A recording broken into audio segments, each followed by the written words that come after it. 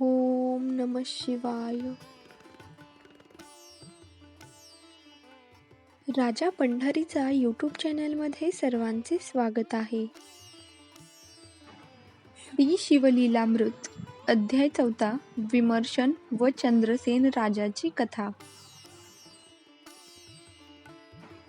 सूत म्हणाले, सज्जन हो, किरात देशाचा राजा विमर्शन हा मोठा शिवभक्त असूनही त्याला मदिरा व मदिराक्षी याची आवड होती. एके दिवशी त्याची राणी कुमुदवती हिने त्याला विचारले, नाथ, शिवभक्त असूनही तुमच्याकडून दोष घडतात हे कसे? यावर राजा म्हणाला, प्रिये, पूर्वजन्मी मी पंपा नगरीत श्वान होतो. एका महाशिवरात्रीस मला उपवास व शिवालया प्रदक्षिणा घडल्या आणि शिवदर्शन करता करताच माझे प्राण गेले. त्या पुण्याईने राजदेह मिळाला. तरी श्वान जन्मातील काही प्रवृत्ती अजूनही असल्याने असे घडत आहे.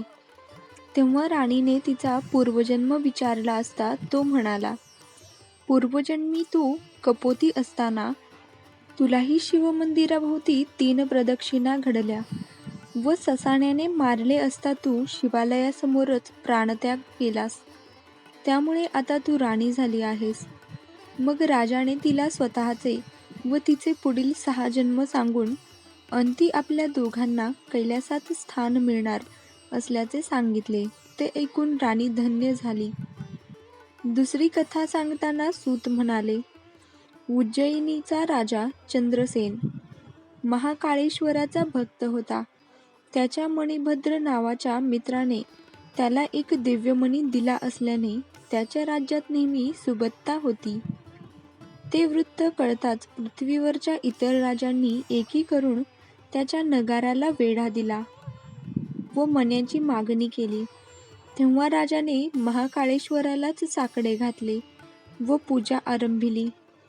प्रजाजनांसमवेत एक तरुण विधवा गवळीण आपल्या 6 वर्षाच्या मुलाला कडेवर घेऊन ते शिवपूजन दुरूनच पाहत होती.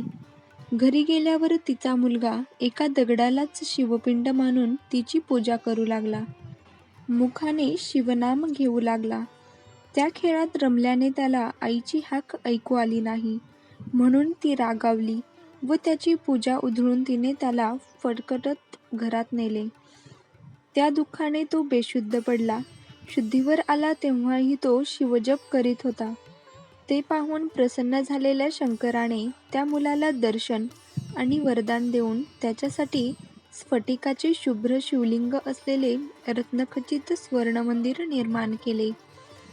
ते वृत्त कळताच शत्रुराजांनी चंद्रसेनाशी सख्य केले व शिवदर्शनासाठी आले. हनुमंताने प्रकट होऊन मुलाचे श्रीकर नाव ठेवले. तोच श्रीकर पुढे नंदराजा म्हणून गोकुळात जन्मला.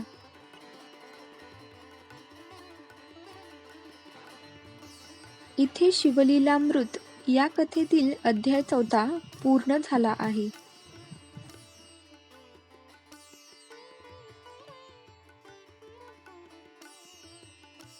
व्हिडिओ आवडला असेल तर लाईक करा, शेअर करा आणि चॅनलला सबस्क्राईब करून बेल आयकॉन प्रेस करायला विसरू नका.